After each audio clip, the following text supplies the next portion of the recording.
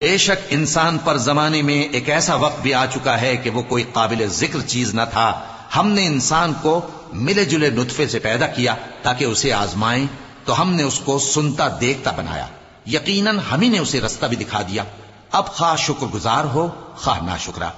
بے شک ہم نے کافروں کے لیے زنجیریں اور طوق اور دہکتی آگ تیار کر رکھی ہے. جو نیکوکار ہیں وہ ایسی شراب پیئیں گے جس میں کافور کی آمیزش ہوگی. یہ ایک چشمہ ہے جس میں سے اللہ کے بندے پیئیں گے اور اس میں سے چھوٹی چھوٹی نہریں نکال لیں گے.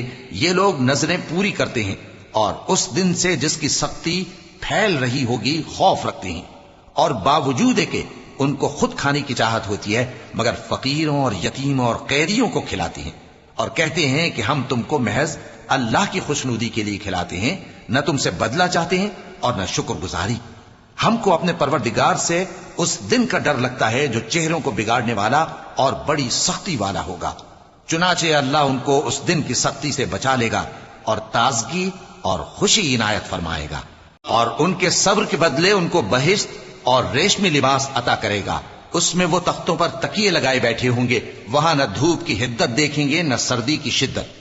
ان پر درختوں کے سائے قریب ہوں گے اور میووں کے گچھے جھکے ہوئے لٹک رہے ہوں گے، اور خدام چاندی کے برتن لیے ہوئے ان کے ارد گرد پھریں گے، اور شیشے کے نہایت شفاف پیالے، اور شیشے بھی چاندی کے جو ٹھیک اندازے کے مطابق بنائے گئے ہیں. اور وہاں ان کو ایسی شراب بھی پلائی جائے گی جس میں ادرک کی آمیزش ہوگی. یہ بہشت میں ایک چشمہ ہے جس کا نام سلسبیل ہے، اور ان کے پاس لڑکے آتے جاتے ہوں گے جو ہمیشہ ایک ہی حالت پر رہیں گے. جب تم ان پر نگاہ ڈالو تو خیال کرو کہ بکھرے ہوئے موتی ہیں. اور بہشت میں جہاں آنکھ اٹھاؤ گے کثرت سے نعمت اور عظیم الشان سلطنت دیکھو گے.